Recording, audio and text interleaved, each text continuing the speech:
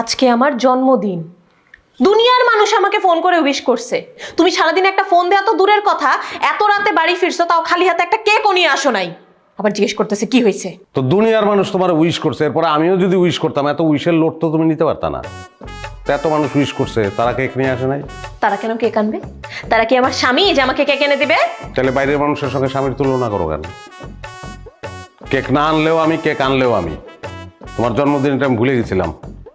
আর তুমি একটা ফোন করে আমার মনে করাই দিতে পারতা, বড় একটা কেক নিয়ে আসতাম, সমস্যা তো কিছু ছিল না।